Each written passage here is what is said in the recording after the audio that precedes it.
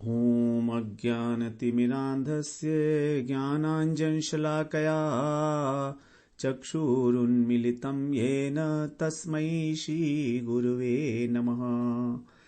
वन्देऽहं श्रीगुरो श्रीयुतपदकमलं श्रीगुरून् वैष्णवांश्च श्रीरूपं साग्रजातं सहगण रघुनाथान्वितं तं सजीवं साद्वैतं सावधूतं परिजनसहितं कृष्णचैतन्यदेवं श्रीराधा कृष्णपादान् सहगण ललिता श्रीविशाखान्वितांश्च यत्पादपद्मनखचन्द्र मणिच्छटाया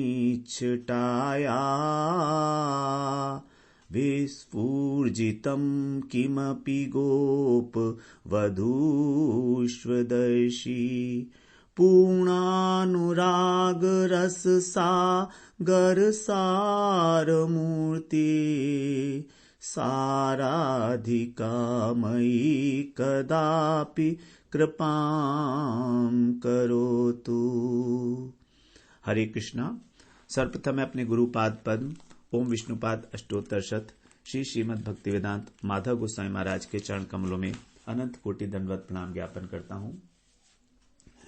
हम लोग श्री इस ब्रज भाव प्राप्तिकरम ग्रुप के अंदर श्री प्रेम चंद्रिका नामक जो ग्रंथ है, प्रेम भक्ति चंद्रिका, जो नरोत्तम दास ठाकुर के द्वारा रचित है, हम लोग उसका पाठ करेंगे, उसका अध्ययन करेंगे एक प्रकार से। उसके पहले हम लोगों ने चर्चा की कुछ प्रस्तावना के रूप में कुछ विशेष बातों की। चैतन्य महाप्रभु कौन थे, ब्रज का भाव कैसा है, तो ब्रज के भाव क्या हैं ये भी हमारे को जानना आवश्यक है। भगवान को कहा गया है श्रुतियों में, कृष्ण को कहा गया है रसो वै सह। वो कृष्ण क्या है? रस रूप हैं, रस का स्वरूप है, मतलब रस के ही बने हुए हैं। अखिल रसामृत मूर्ति भगवान को कहा गया है। रसिक शिरोमणि, रसिक शेखर, अनेक नाम है। रस शब्द का क्या अर्थ है? रस शब्द के संस्कृत में दो प्रकार से व्युत्पत्ति है।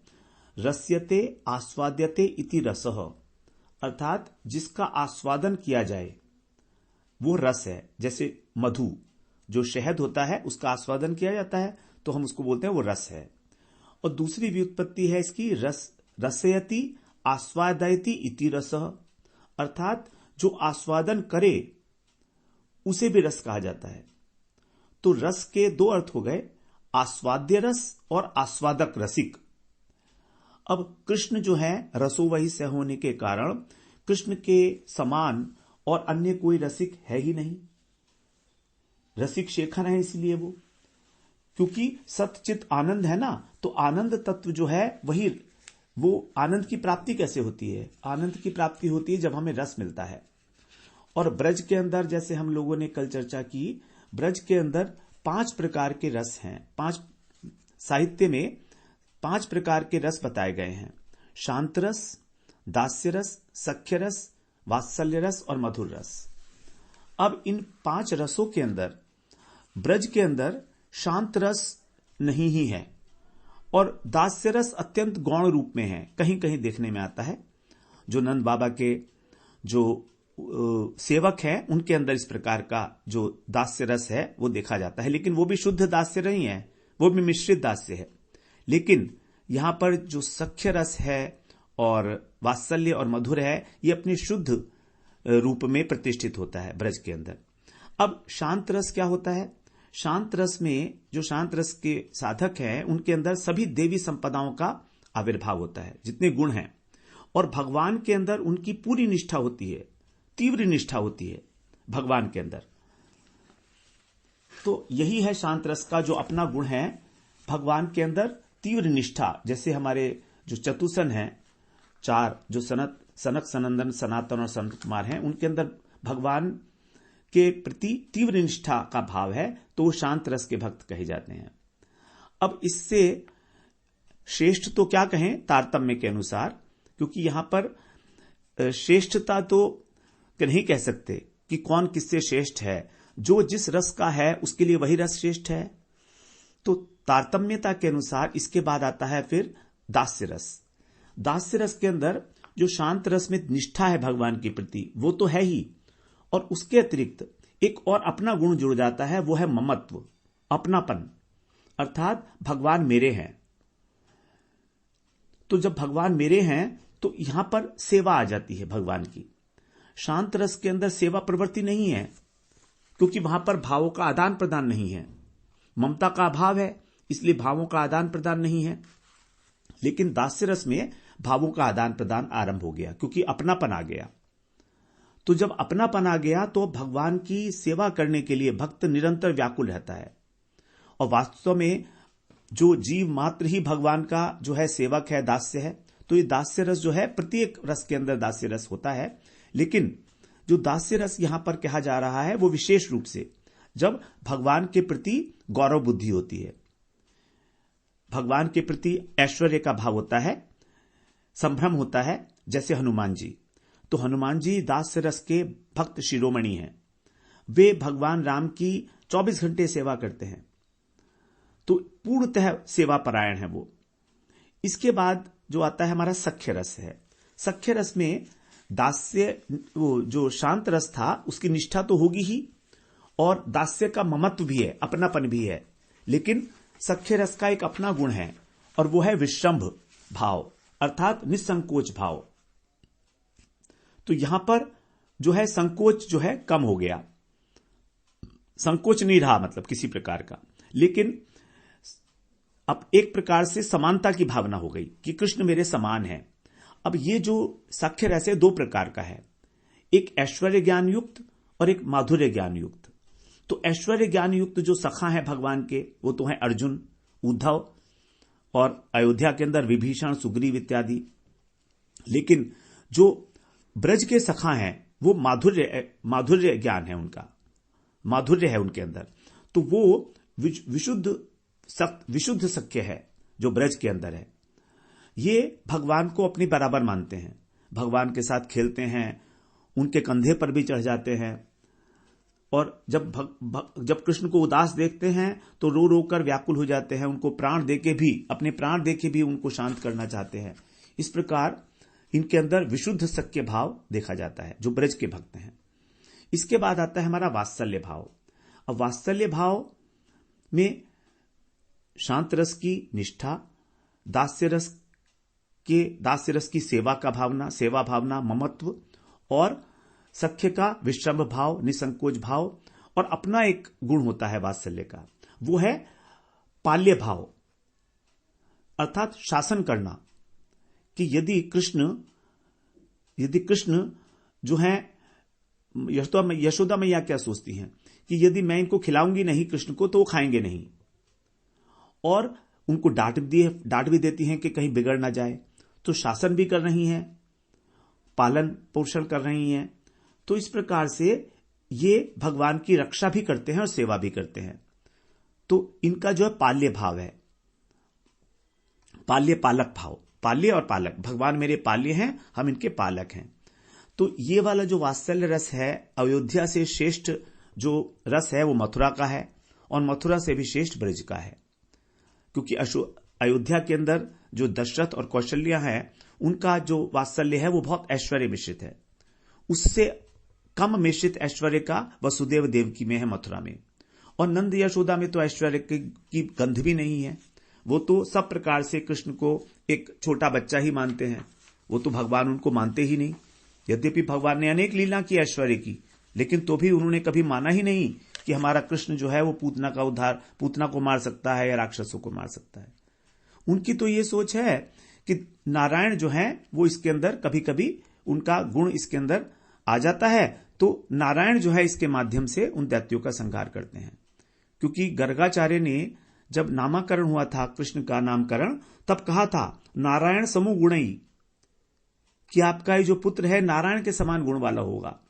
और नारायण जो है नंद यशोदा के इष्ट थे, तो वो सोचते थे कि नारायण ही कृपा करके इसके माध्यम से हमारी रक्षा करते हैं। तो इस प्रकार से ब्रज का जो वात्सल्य भाव है वो श्रेष्ठ हो जाता है। और मधुर भाव सर्वश्रेष्ठ है। इसके अंदर भगवान के प्रति निष्ठा भी होती है, ममता, निसंकोच भाव, पाल्य भाव, और अपना गुण है सर्वांग सेवा, अर्थात अपने शरीर के प्रत्येक अंग से भगवान की सेवा। और मधुर रस में भी कई प्रकार की कैटेगरीज हैं। सबसे पहले आता है वैकुंठ में जो लक्ष्मी है, भगवान की सेवा करती है नारायण की, उनका। उसके बाद फिर द्वारका की महिषियां हैं, मथुरा की रमणियां हैं, और फिर ब्रज की गोपियां हैं। तो ब्रज की गोपियां ही भगवान कृष्ण की सब प्रकार से सर्वांग सेवा करती हैं। अपना सब कुछ, उनका जो कुछ भी है, जितना भी वो श्रृंगार करती हैं, वो कृष्ण के लिए करती हैं, अपने लिए नहीं। तभी उद्धव जी ने गोपियों की उस चरण रज को प्राप्त करने की इच्छा की है। उद्धव जैसे ब्रह्मज्ञानी जो बृहस्पति जी के शिष्य हैं, साक्षात देवगुरु हैं बृहस्पति, उनके शिष्य हैं उद्धव जी, ब्रह्मज्ञानी हैं। वो भी जब उनको कृष्ण ने ब्रज में भेजा तो इच्छा करते हैं कि मेरे को भी गोपियों की चरण रज मिल जाए, एक चरण रज का कण मिल जाए। इस प्रकार से जो है गोपियों की महिमा है। और गोपियों के अंदर जो है राधा रानी तो महाभाव स्वरूपा ही हैं। राधा रानी तो सभी कुछ हैं, वो तो भगवान की अभिन्न शक्ति हैं, आह्लादनी शक्ति हैं। तो जो राधा रानी हैं वही वास्तव में भगवान की सब प्रकार से सेवा करने में तत्पर हैं, और वही जानती हैं सेवा कि कैसे होती है। तो हमारा जो मधुर रस के भक्त हैं, उनका एक ही भाव है कि हमें कृष्ण की सेवा स्वयं से नहीं करनी है, बल्कि राधा जी का अनुगत्य स्वीकार करके राधा जी की सहायता करनी है, जिससे कि वो कृष्ण के अनुकूल, जैसा कृष्ण को चाहिए उस प्रकार की सेवा की जा सके। क्योंकि वही जानती है कि कृष्ण की सेवा किस प्रकार की जा सकती है, और कोई नहीं जानता। तो ऐसी हैं श्रीमती राधा रानी, परम भावमयी, महाभाव स्वरूपा च कृष्ण प्रिया वरीयसी, कृष्ण प्रिया वरीयसी, सबसे श्रेष्ठ। तो इस प्रकार ये ब्रज भाव है, जिसके विषय में हम लोगों ने थोड़ी सी चर्चा की। अब जो इस ग्रंथ के रचयिता हैं नरोत्तम दास ठाकुर, उनके जीवन चरित्र के विषय में थोड़ा सा हम जान लेंगे, तो हम लोग थोड़ा सा बेटर पोजीशन में होंगे उस ग्रंथ को अप्रिशिएट करने में, जिसको हम लोग अब अध्ययन करेंगे। श्री प्रेम भक्ति चंद्रिका। नरोत्तम दास ठाकुर का जो जन्म हुआ था, ये हुआ था खेतुरी ग्राम में, पद्मा नदी के तीर के ऊपर। पद्मा नदी है, बांग्लादेश के अंदर है ये जगह। वहां पर एक राज परिवार में इनका जन्म हुआ था, और माता पिता स्नेह से इनको नरू के नाम से भी पुकारते थे। बड़े सुंदर थे, देखने में सुंदर थे। श्याम वर्ण था इनका, देखने में सुंदर, शांत स्वभाव, तीक्ष्ण बुद्धि। वहीं पर ही इनके गांव में ही एक कृष्णदास नाम के गौर भक्त थे, तो उनके पास ही सुबह सुबह शाम को सत्संग करने जाया करते थे। और वो जो कृष्णदास थे, वो महाप्रभु की लीलाओं का बड़ा गान करते थे। उसको ये लोग उसको जो है नरोत्तम दास ठाकुर बड़े दत्तचित्त होकर एकाग्र मन से सुनते थे, और इनके शरीर के अंदर प्रेम के विकार उत्पन्न होने लगते थे। कभी कभी मूर्छित हो जाते थे ये भाव विभोर होकर। इनको महाप्रभु की लीला के अतिरिक्त कुछ भी अच्छा नहीं लगता था। स्वप्न में अब इनको जो है महाप्रभु के और नित्यानंद प्रभु के दर्शन हुए, तो स्वप्न में के अंदर ही ये हुंकार भरने लगते थे इस प्रकार से। और जब एक बार महाप्रभु रूप सनातन, जो उनके षड गोस्वामी से एक वरिष्ठतम हैं, तो जब उनको रूप सनातन को दर्शन दिया महाप्रभु ने वृंदावन जाते हुए, तो कनाई नाट्यशाला पड़ी थी, वहां से वो वापस आ गए थे, वृंदावन गए नहीं थे। तो जब कनाई नाट्यशाला में निवास किया उन्होंने, तो एक दिन महाप्रभु ने कीर्तन करते करते, नृत्य करते करते अचानक नरोत्तम नरोत्तम कहकर वो पुकारने लगे। तो सबको बड़ा आश्चर्य हुआ। सबने सोचा कि महाप्रभु शायद पुरुषोत्तम, अर्थात जो पुरी में पुरुषोत्तम है जगन्नाथ जी, उनको पुकार रहे हैं, ऐसा सोचा। क्योंकि भावावेश में कभी वो कृष्ण बोलते थे, कभी पुरुषोत्तम नाम भी पुकारा करते थे। तो उन्होंने सोचा उन्हीं को नरोत्तम कह रहे हैं। जब उनका जो भाव संवरण हुआ, तो उन्होंने नित्यानंद प्रभु से कहा कि देखो नित्यानंद प्रभु, हम लोग चलते हैं पद्मा नदी के तट पर। वहां पर जब पहुंचे तो नित्यानंद प्रभु से महाप्रभु ने कहा कि देखो मेरी बात को आप ध्यानपूर्वक सुनो। आप जब जगन्नाथपुरी नीलाचल जा रहे थे, तो कृष्ण प्रेम में, कृष्ण के विरह में आपके जो आंसू बहे थे कीर्तन करते करते, मैंने आपके उन आंसुओं को बांध लिया है और अब वो कृष्ण प्रेम रूपी धन आंसुओं के रूप में जो मैंने बांधा है, उसको अब मैं ये जो पद्मा नदी है ना, पद्मावती, इसके पास धरोहर के रूप में रख रहा हूं। तब महाप्रभु ने पद्मावती से कहा, रिवर से, जो नदी थी पद्मावती, गंगा जी का ही नाम जो है बांग्लादेश में पद्मावती है, तो उनसे कहा कि देखो तुम ये प्रेम ग्रहण करो और मेरा नरोत्तम आएगा यहां पर तुम्हारे पास, तुम उसको दे देना ये प्रेम, और मैं जो है ये प्रेम तुमको नित्यानंद प्रभु के सामने दे रहा हूं, बड़ी सावधानी से इसको तुम अपने पास संभाल के रखना। तो वहां पर जो पद्मावती नदी हैं वो प्रकट होके बोलती हैं महाप्रभु से कि मैं नरोत्तम को कैसे पहचानूंगी, बताओ तो प्रभु। तो महाप्रभु ने कहा कि जिस व्यक्ति का स्पर्श पाके तुम तरंगायित हो उठो, तुम्हारे अंदर अनेक अनेक प्रकार बड़ी बड़ी तरंगे उठने लगे, समझ लेना वो नरोत्तम है, और वही इसका वास्तविक पात्र है। ये जो नित्यानंद प्रेम रूपी धरोहर है तुम्हारे पास, ये मैं उसी के लिए तुम्हारे को दे रहा हूं। तो इस प्रकार से महाप्रभु ने अपना जो प्रेम था वो पद्मावती नदी के अंदर रखा है और नरोत्तम जी को देने के लिए। अब एक बार बचपन में ही जब इनका अन्नप्राशन हो रहा था, तो इनके पिता ने जब उनके मुख में अन्न दिया तो इन्होंने अपना मुख घुमा लिया। तो जब अनेक चेष्टा की गई कि भाई बच्चा अन्नप्राशन कर ले, कुछ नहीं लिया, तो ज्योतिषियों से पूछा गया भाई क्या बात है बच्चे को। तो ज्योतिषियों ने बताया कि यह आपका जो शिशु है, कृष्ण प्रसाद के अतिरिक्त कुछ भी ग्रहण नहीं करेगा। तो फिर कृष्ण को भोग लगाकर उनको जब प्रसाद दिया गया तो उन्होंने अन्नप्राशन किया अपना। इस प्रकार से इनका कृष्ण में बचपन से ही भगवान के विग्रह की सेवा में स्वाभाविक प्रीति थी। जब 12 वर्ष के थे तो नित्यानंद प्रभु ने स्वप्न में कहा इनसे कि तुम जाओ पद्मावती नदी में के पास, वहां स्नान करो, और महाप्रभु ने तुम्हारे लिए वहां पर प्रेम धरोहर रखी है। तो प्रातःकाल अकेले ही ये पद्मावती में जाकर इन्होंने जल में प्रवेश किया। उनको देखते ही पद्मावती के अंदर विशाल तरंगे उठने लगी, वो पहचान गई उनको, और फिर उन्होंने नित्यानंद प्रेम जो था उसकी पोटली को सहर्ष इन्हें सौंप दिया। बस उस प्रेम को प्राप्त किया इन्होंने, और इनका सारा शरीर जो है, जो श्याम रंग था, वो पीतवर्ण में बदल गया उस प्रेम को प्राप्त करते ही। प्रेम के सभी सात्विक विकार जो हैं, अश्रु, कंप, पुलक इत्यादि, इनके शरीर में प्रकट हो गए, और ये वहां पर उन्मत्त होके इन्होंने उद्दंड नृत्य किया है। उसके बाद तो रात दिन ये हा प्रभु, हा गौर, हा निताई, हा गौर, हा निताई, इस प्रकार पुकार कर जो है रात दिन विरह में तड़पने लगे। रोना, हर वक्त रोना, खाना पीना, शरीर की कोई सुध नहीं रही। माता पिता बड़े परेशान हुए इनके।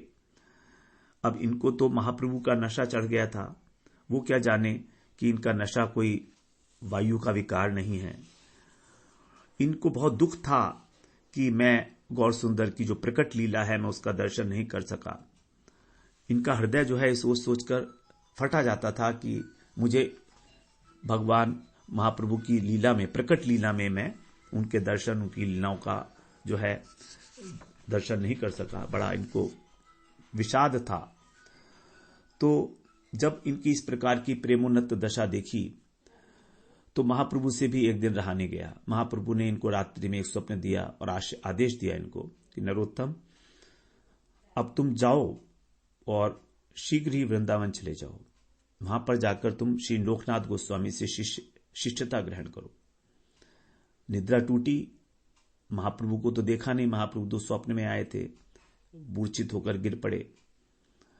तब उस तंद्रावस्था के अंदर ही महाप्रभु ने इनको अपना परिकरों के साथ दर्शन कराया है अपनी लीलाओं का,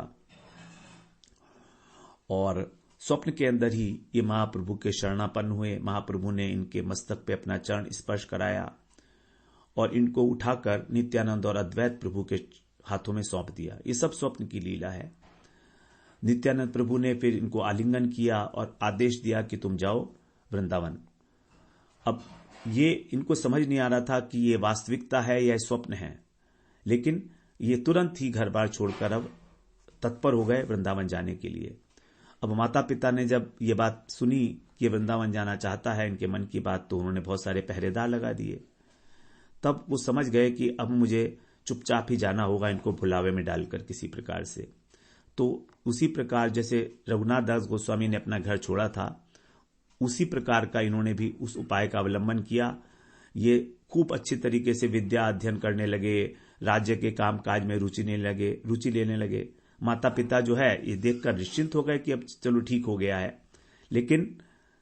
लेकिन वृंदावन भी तो इनके लिए आतुर था, इनको बुलाने के लिए। वृंदावन जो धाम है, जो हमारा चिन्मय धाम है वृंदावन धामी, तो ये धाम भी पक्का हो गया था कि मैं तो इनको लाकर ही छोड़ूंगा। धाम में इतना आकर्षण इनका हो चुका था। एक बार क्या हुआ कि जब धाम की कृपा ली जाती है, जब धाम का आश्रय लिया जाता है, तो धाम कुछ ना कुछ ऐसा कर देता है हमारे जीवन में कि हमें धाम में बुला लेता है। तो धाम की कृपा के बिना धाम को प्राप्त नहीं किया जा सकता है। अपने कुछ विशेष जनों को ही ये वृंदावन धाम अपने धाम में बुलाकर उनको बसा लेता है, अपना काम निकलवाता है उनसे, क्योंकि उनको कुछ काम कराना है वृंदावन को, अपना काम, तो वो तो वही करेंगे ना जो धाम का आश्रय लिए हैं। तो ये है धाम की करुणा। तो इस प्रकार से एक बार जो है इनको मिलने के लिए जागीरदार ने बुलाया, वहां का जो यवन शासक था उसने बुलाया इनके पिता के पास। इनके गुणों की चर्चा जब सुनी उसने, तो ये चले गए वहां पर। और जाते हुए रास्ते में इनके साथ 2 घुड़सवार थे। बस ये मन ही उन्होंने चुपचाप उनको चकमा दिया और वृंदावन के लिए चल पड़े। तो 15 दिन के अंदर, मात्र 15 दिन के अंदर जो है ये वृंदावन पहुंच गए। और खेतुरी से, मतलब बांग्लादेश से यहां तक ओनली 15 डेज। और ये कभी इन्होंने कोई रास्ता नहीं देखा। 16 वर्ष के राजकुमार थे, अनदेखा रास्ता था। लेकिन 2-3 दिन तक भागते भागते चलते थे। 2-3 दिन तक खाना ही नहीं खाते थे। कहीं कुछ मिल गया तो ठीक है, ले लिया। ऊबड़ खाबड़ मार्ग होता था उस समय में, फफूले पड़ गए थे पैरों में इनके। लेकिन एक ही धुन सवार थी कि बस वृंदावन पहुंचना है। थके मांदे एक दिन ये किसी वृक्ष के नीचे जो है अर्धनिद्रित अवस्था में पड़े थे। अचानक एक ब्राह्मण गौरवर्ण का आया और बोला, नरोत्तम उठिए, दूध पी ले। नरोत्तम जी ने आंखें खोली, फिर सो गए। उन्होंने फिर कहा कि मैं तुम्हारे लिए दूध लाया हूं, तुम इसको पी लो। अब नरोत्तम जी को तो अपने होश ही नहीं था किसी प्रकार से। तो ब्राह्मण जो है दूध रखकर अंतर ध्यान हो गए, क्योंकि ये डरते थे कि कहीं ये ब्राह्मण मेरे को पहचान ना ले और मुझे कहीं वापस ना जाना पड़ जाए। तो इस प्रकार से, और तभी वहां पर रूप सनातन जो है आविर्भूत होते हैं। और तब नरोत्तम से कहते हैं, ये दूध पियो, तुम्हें गौरांग जो है ये दूध लेकर आए हैं तुम्हारे लिए। वो ब्राह्मण और कोई नहीं था, गौरांग महाप्रभु ही थे। तो जब इन्होंने गौरांग महाप्रभु का नाम सुना, तब चौंक कर उठे और देखा सामने रूप सनातन दोनों खड़े हुए हैं। अधीर होके उन चरणों से लिपट गए हैं। और तब वृंदावन जाने का रास्ता जो है उन्होंने बताया इनको। इस प्रकार से ये काशी प्रयाग दर्शन करते हुए राजमार्ग से मथुरा पहुंचे हैं। केवल 15 दिन में इन्होंने इतना बड़ा रास्ता तय किया। ये बहुत आश्चर्य की बात है। रास्ते में ही इन्हें पता लगा कि रूप सनातन जो है नित्य लीला में प्रवेश हो गए हैं। सुनकर ये मूर्छित हो गए कि अब वृंदावन में जाके क्या करूंगा। फिर इन्होंने स्वप्न में रूप सनातन के दर्शन किए। उन्होंने कहा कि नहीं, तुम्हें वृंदावन जाना है, तुम वहां पर लोकनाथ स्वामी तुम्हारी प्रतीक्षा कर रहे हैं। तो इस प्रकार से जब इनको स्वप्न में मिला, आदेश मिला कि जाने का, तभी सुबह प्रातः होने पर जो है इनको 2 वैष्णव आकर प्रणाम किए और बोले कि आपको जो है लिवाने के लिए हमको भेजा है। तो इनको बड़ा आश्चर्य हुआ कि आप कैसे आए, आपको समाचार कैसे मिला। तो उन्होंने कहा कि रात्रि के अंदर ही रूप गोस्वामी पाद ने हमको, हमारे आचार्य को, स्वप्न में आपके आने की सूचना दे दी थी। बस इतना सुनना था और ये क्रंदन करने लगे कि देखो मेरे लिए किस प्रकार से भगवान स्वयं जो है स्वप्न में दर्शन देकर और भेज रहे हैं मेरे को लेने के लिए। इस प्रकार से ये जीव गोस्वामी पाद के पास पहुंचे हैं वृंदावन में। वहां पर राधा गोविंद जी के दर्शन किए हैं और प्रणाम किया है इन्होंने सबको, उठकर आलिंगन किया जीव गोस्वामी ने इनको। जीव गोस्वामी के शरणापन्न हुए ये। जीव गोस्वामी इनको फिर लोकनाथ गोस्वामी की कुटी पर ले गए हैं। लोकनाथ प्रभु जो है वो महाप्रभु के पुराने मित्र थे। ये सबसे पहले आ गए थे वृंदावन में। महाप्रभु जब पढ़ते थे तो गंगादास जी की टोली में, तभी लोकनाथ प्रभु जो है वो भागवत का अध्ययन करते थे अद्वैताचार्य से, तो उनका मित्रवत व्यवहार था लोकनाथ गोस्वामी से। तो लोकनाथ गोस्वामी ने जब महाप्रभु के दर्शन किए तो उनको समझ में आ गया कि यही साक्षात कृष्ण हैं। उन्होंने समर्पण कर दिया महाप्रभु को। तो महाप्रभु ने फिर कहा कि तुमको एक बहुत बड़ा काम करना है और तुमको वृंदावन जाना होगा। वहां पर जो है सारा निर्जन जंगल हो गया है, उनकी लीला स्थली और लुप्त तीर्थों का वहां पर उद्धार करो और वहां पर एकांतिक रूप से भजन करना है आपको। लोकनाथ तो इनके चरणों को छोड़कर जाना नहीं चाहते थे, रोने लगे बहुत कि मुझसे क्या अपराध हो गया कि मुझे वहां जाना पड़ेगा। लेकिन महाप्रभु ने समझाया इनको कि देखो लोकनाथ, अपने साधन से सद्गति प्राप्त करने की अपेक्षा दूसरे जीवों के लिए, उनके लिए इस भजन साधन का पथ प्रशस्त कर कहीं अधिक उत्तम सद्गति देता है। इस प्रकार से उनको समझाकर वहां पर भेजा। साथ ही इनके श्री भूगर्भ गोस्वामी जो थे वो भी आए वहीं से। तो दोनों ही यहां पर वृंदावन में आ गए थे। दोनों ने ही साथ साथ काम किया और स्वयं जो है इन्होंने, प्रेरणा होती थी इनको अलग अलग लीला स्थलियों पर जाकर कि भगवान ने वहां कौन सी लीलाएं की हैं। तो इस प्रकार से यहां पर जो वृंदावन में बहुत सारी लीला स्थलियों को इन्होंने प्रकाशित किया, दोनों गोस्वामियों ने, लोकनाथ गोस्वामी और भूगर्भ गोस्वामी।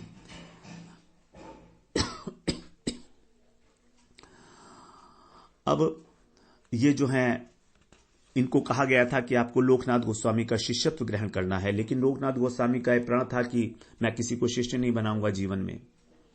इस प्रकार से बड़ा विरोध हो गया, विरोधाभास हो गया कि कैसे इनका शिष्य बना जाए। उन्होंने तो ये सोच रखा था, क्योंकि वो तो कभी किसी की सेवा लेते ही नहीं थे लोकनाथ गोस्वामी, दिन रात जो है भजन में लीन रहते थे।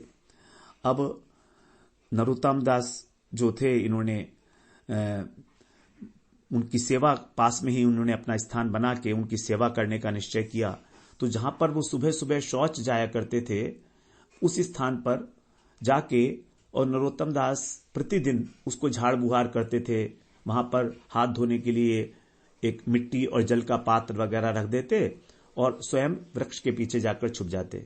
फिर जब लोकनाथ गोस्वामी शौच इत्यादि से निवृत्त हो जाते तो उसको झाड़ फूट कर और फिर साफ कर देते। तो 2-3 दिन तक तो कोई बात नहीं।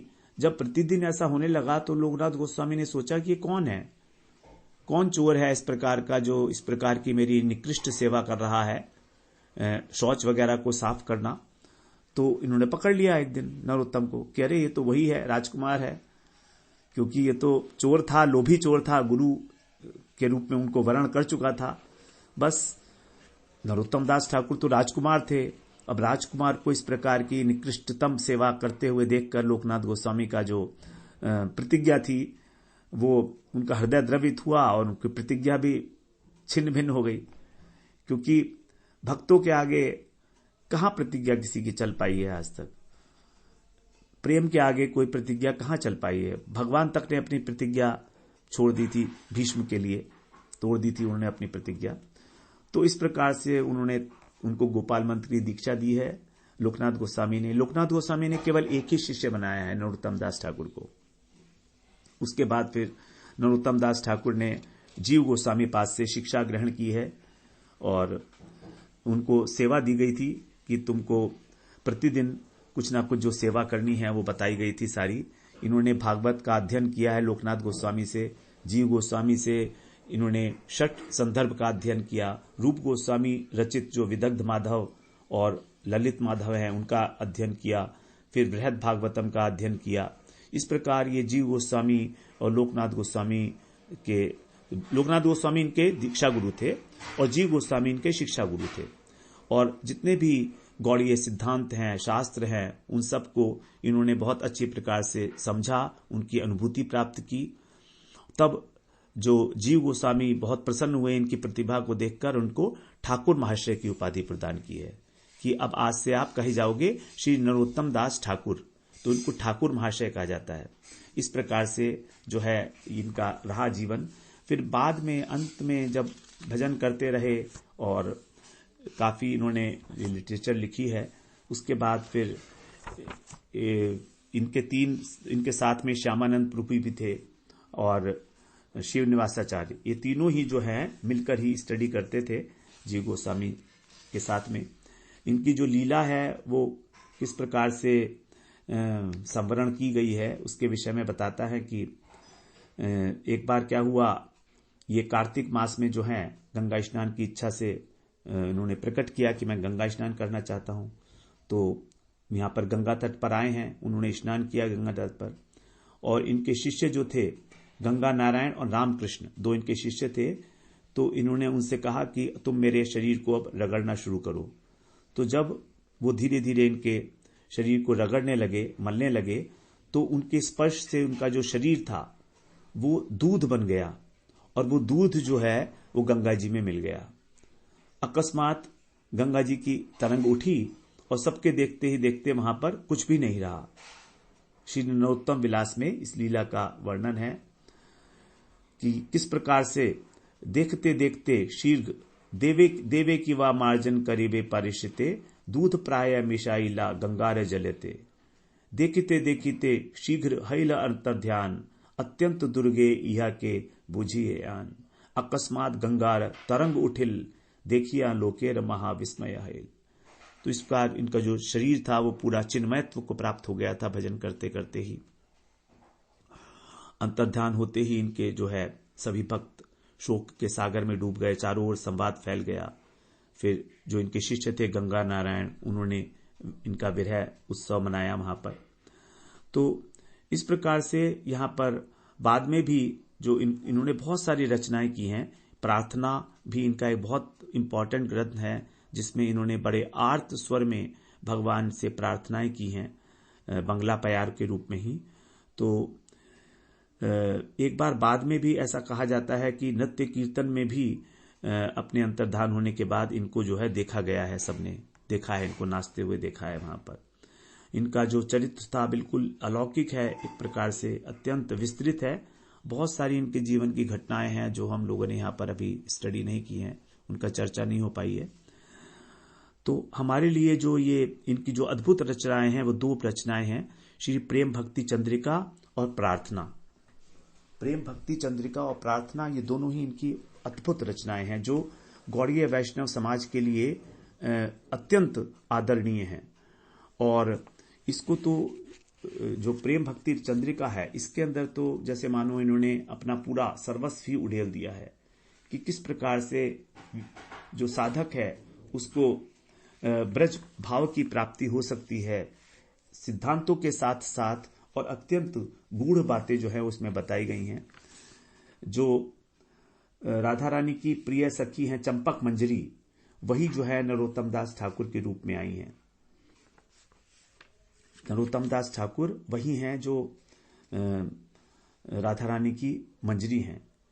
और ये जो प्रेम भक्ति चंद्रिका ग्रंथ है ये, इसके अंदर ही इन्होंने अपना जो सर्वस्व है, एक प्रकार से जो भी इनका अनुभव है वो सब कुछ इसके अंदर यहाँ पर उड़ेला है। और हम लोग उसी ग्रंथ का यहाँ पर अनुशीलन करने के लिए प्रवृत्त हुए हैं।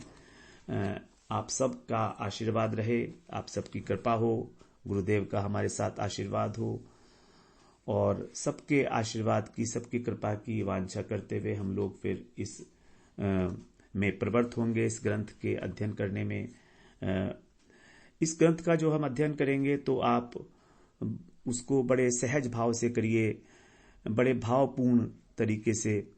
यदि हृदय कहीं पर विगलित होता है तो होने दीजिए, अगर आप उसको एकांत में श्रवण करेंगे तो बहुत अच्छा होगा, क्योंकि जिससे कि जितना भी चर्चा की जाए वो सब हमारे हृदय में जाकर और किसी प्रकार के भाव की उत्पत्ति कर पाए। देखिए, प्रत्येक जीव का एक अपना भाव होता है, प्रत्येक जीव का, चाहे वो शांत भाव हो, दास्य, सख्य, वात्सल्य या मधुर। जीव का जब गठन होता है आत्मा, तो उसी समय उसका भाव उसके अंदर निहित होता है। अब हमारा भाव तो है भगवान के प्रति, एक भाव है, या तो हम मधुर भाव के भक्त हैं या वात्सल्य के या सख्य के, लेकिन वो अभी छिपा हुआ है अविद्या के कारण, माया के कारण।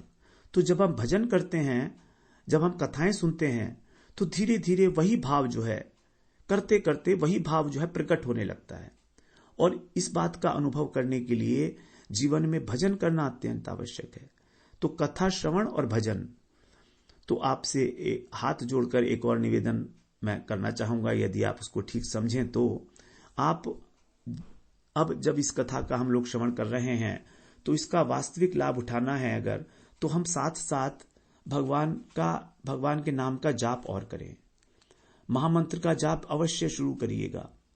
महामंत्र का जाप करिएगा, दिन में किसी भी बार, किसी भी समय करिए, कितनी भी माला करिए, कोई किसी प्रकार का रूल नहीं है।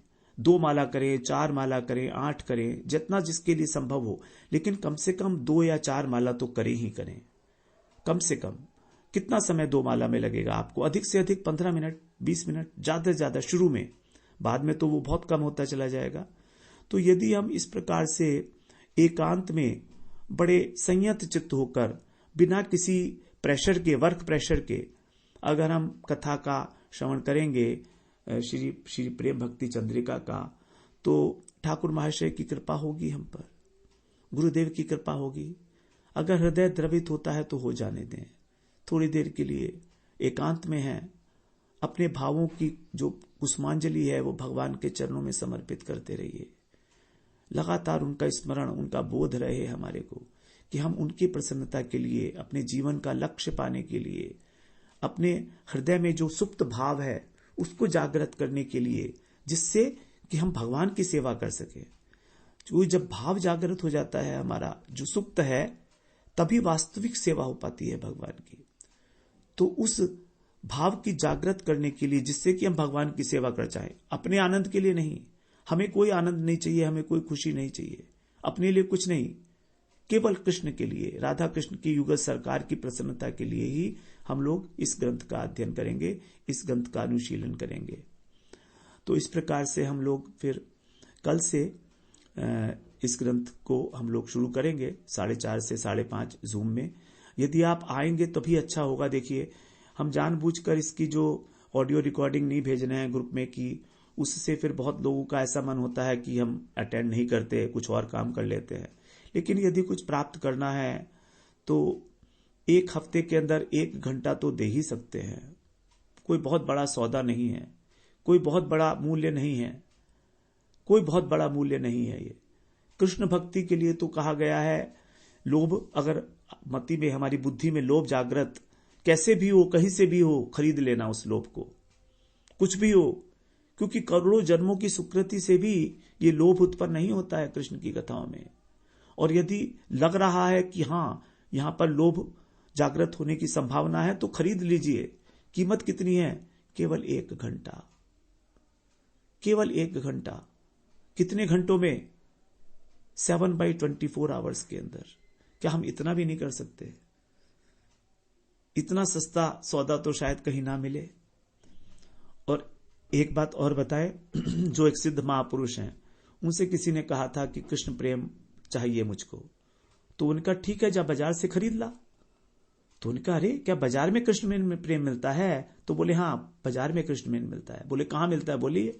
बोले 2 आने के अंदर प्रेम भक्ति चंद्रिका ग्रंथ है, उसको खरीद ले, बस कृष्ण प्रेम मिल जाएगा। तो पतला सा ग्रंथ है, 120 प्यार है, कुछ भी तो नहीं है ना। लेकिन उन्होंने कहा 2 आने के अंदर कृष्ण प्रेम मिलता है। तो इसी प्रकार से हम केवल 1 घंटा देकर, और यदि उस भाव की यत्किंचित उसको स्पर्श भी कर पाएंगे, तो हमारे लिए एक जीवन के बहुत बड़ी क्रांति होगी, बहुत बड़ा क्रांतिकारी परिवर्तन होगा हमारे जीवन में।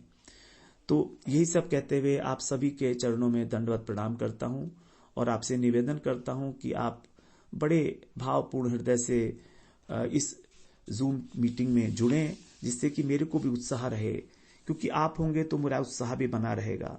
कोई होगा नहीं तो फिर उत्साह की भी कमी हो जाती है। वांछा कल्पतरुभ्यश्च कृपा सिंधुभ्यः विजय पतितानां पावनेभ्यो वैष्णवेभ्यो नमो नमः।